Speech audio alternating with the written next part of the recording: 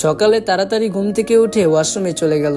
গোসল করে ওয়াশরুম থেকে বের হয়ে পুজো পাঠ করে রুম থেকে বেরিয়ে নিজের কাজ করতে লাগলো। রান্নার কাজ শেষ করে ডেভিডকে গিয়ে ডাক দিল, কিন্তু কয়েকবার ডাক দেওয়ার পরও যখন কোনো সাড়া পেল না, তখন তার রুমে গিয়ে ফোনটা হাতে নিয়ে ডেভিডকে কল দিল। দুইবার রিং হওয়ার পর কল রিসিভ করলো। ডেভিড বলল, হ্যালো কে? ওপাশ থেকে বলল, আমি অঞ্জলি স্যার। ডেভিড বলল, বলো। অঞ্জলি আবার বলল, আজ আপনি অফিসে যাবেন না? ডেভিড বলল, না, আজ অফিস বন্ধ। তাই আবার অঞ্জলি জিজ্ঞেস করলো, রান্না হয়ে গেছে, এসে খেয়ে যান। ডেভিড বলল, আমি এখন খাবো না, তুমি খেয়ে নাও, আমাকে আর ডিস্টার্ব করবে না। কথাটা বলে ডেভিড কল কেটে দিল। এদিকে অঞ্জলি ফোনটা আগের জায়গায় রেখে রুম থেকে বের হলো। তারপর খাবার খেয়ে তার রুমে চলে গেল। 10টা বাজে ঘুম থেকে উঠলো ডেভিড। ফ্রেশ হয়ে এসে রুম থেকে বের হলো। ডাইনিং টেবিলে গিয়ে দেখে বাটিতে শুধু ভাত আর কচুরলতি রাখা। সে এগুলো খেয়েই সোফায় বসে টিভি দেখতে লাগলো। অঞ্জলি ডেভিডের সামনে একটা কাগজ ধরে বলল, এক্ষুনি বাজারে যান, আর এই কাগজে যা যা লেখা আছে সবকিছু কিনে নিয়ে আসেন। ডেভিড বলল, 1 মাসের বাজার করে রাখছিলাম, এত তাড়াতাড়ি সব শেষ হয়ে গেল? এখনো তো 20 দিনও হয়নি। অঞ্জলি বলল, আগে আপনি একা থাকতেন, তাই একবার বাজার করলে পুরো মাস চলে যেত, কিন্তু এখন আমরা দুজন থাকি, প্রতি সপ্তাহে সপ্তাহে বাজার করতে হবে। ডেভিড বলল, তাই বলে সব শেষ হয়ে গেছে? কিছুই নেই? অঞ্জলি বলল, চাল ডাল আর ফ্রিজে মাংস আছে, আর কিছুই নেই। ডেভিড বলল, এখনো মাসও শেষ হয় নাই, বেতনও পাই নেই, হাতেও কোনো টাকা নেই, কি যে করি। আচ্ছা তুমি রেডি হয়ে আসো, একসাথে বাজার করতে যাব। অঞ্জলি বলল, টাকা কই পাবেন? ডেভিড বলল, বন্ধুদের কাছে ধার নেব, এছাড়া তো আর কোনো উপায় দেখছি না। অঞ্জলি আর কিছু না বলে তার রুমে চলে গেল। এদিকে ডেভিডও টিভিটা বন্ধ করে তার রুমে চলে গেল। বন্ধুদের কাছ থেকে 3000 টাকা ধার নিয়ে রুম থেকে বের হলো। ঠিক সেই সময় অঞ্জলি রুম থেকে বের হলো। অঞ্জলি ডেভিডের মুখের সামনে হাতে টুরি মেরে বলল, এই যে মিস্টার, মুখ বন্ধ করেন, নয়তো মশা ঢুকে যাবে। ডেভিড বলল, তুমি কি বাজারে যাচ্ছ নাকি কোনো ফ্যাশন শোতে?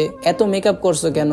অঞ্জলি বলল, কই মেকআপ করছি, শুধু মুখে ক্রিম দিছি, চোখে কাজল দিছি, আর ঠোঁটে একটু লিপস্টিক। ডেভিড বলল, আর কখনো ঠোঁটে লিপস্টিক দিবে না, আমার একদম পছন্দ না। অঞ্জলি বলল, ওকে স্যার, বুঝতে পারছি। ডেভিড বলল, যাও কিচেন থেকে বাজারের ব্যাগটা নিয়ে আসো, আর ঠোঁট পরিষ্কার করো। অঞ্জলি কিছু না বলে চলে গেল। আর ডেভিড একটা লম্বা নিঃশ্বাস ফেলে ড্রয়িং রুমে গিয়ে অঞ্জলির জন্য অপেক্ষা করতে লাগলো। বাজারে পৌঁছে রিক্সা থেকে নেমে ভাড়া দিয়ে অঞ্জলিকে নিয়ে তার এক পরিচিত সবজির দোকানে গেল। তারপর দোকানদারকে কাগজ আর ব্যাগ দুটো দিয়ে বলল, ভাই, এখানে যা যা লেখা আছে সব দিয়ে দাও। দোকানদার বলল, আচ্ছা ভাই, আগে তো তুমি একা আসতে, এখন তোমার সাথে এই মেয়েটাকে? ডেভিড বলল, এটা আমার বউ। দোকানদার বলল, তুমি বিয়ে করে নিয়েছো ভাই? ডেভিড বলল, ভাই, আর কতদিন একা একা থাকবো, নিজের রান্না খেতে আর ভালো লাগছে না, তাই বিয়ে করে নিছি। দোকানদার বলল, ভালো করছো ভাই, তা ভাবির নাম কি? ডেভিড বলল, হাবিবা আক্তার। দোকানদার বলল, মাশাআল্লাহ, খুব সুন্দর নাম। ডেভিড বলল, তোমার বিল কত হয়েছে? দোকানদার বলল, আপনার বিল হয়েছে 2320 টাকা। ডেভিড বলল, 1000 টাকা রাখো, বাকি টাকা আমার নামে লিখে রাখো, আমি বেতন পেলেই দিয়ে দেব। ডেভিড বলল, আচ্ছা ভাই। তারপর দোকানদারের কাছ থেকে বাজারের ব্যাগটা নিয়ে অন্য দোকানে চলে গেল।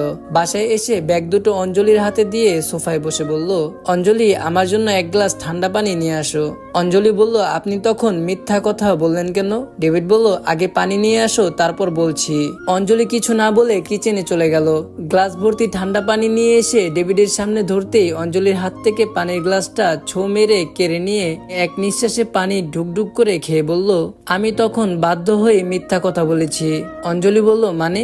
ডেভিড বলল, একটা যুবতী মেয়ে আর একটা যুবক ছেলে বিয়ে ছাড়া একসাথে থাকে, এই কথা মানুষ জানলে সবাই ছি ছি করবে, তাই আমি বলেছি তুমি আমার স্ত্রী। অঞ্জলি বলল, বুঝলাম, কিন্তু আমার নাম তো অঞ্জলি, হাবিবা কেন বললেন? ডেভিড বলল, আমি একটা মুসলিম ছেলে হয়ে একটা হিন্দু মেয়েকে বিয়ে করছি, এটা মানুষ জানলে কি বলবে, বুঝতে পারছো? তাই বলছি তোমার নাম হাবিবা। অঞ্জলি বলল, বুঝছি স্যার। ডেভিড বলল, এখন যাও, গিয়ে নিজের কাজ করো। তারপর অঞ্জলি চলে গেল, আর ডেভিড টিভি দেখতে লাগলো। সবকিছু গুছিয়ে কিচেন থেকে বেরিয়ে ডেভিডের সামনে এসে বলল, রাতের জন্য কি রান্না করব স্যার? ডেভিড বলল, আমিষ খেতে ইচ্ছে করছে না, নিরামিষ রান্না করো, ভাত, ডাল, আলু ভর্তা আর নিরামিষ তরকারি রান্না করো। অঞ্জলি বলল, ঠিক আছে। অঞ্জলি আবার কিচেনে চলে গেল, আর ডেভিড টিভি দেখতে লাগলো। রাতের খাবার খেয়ে ডেভিড তার রুমে চলে গেল।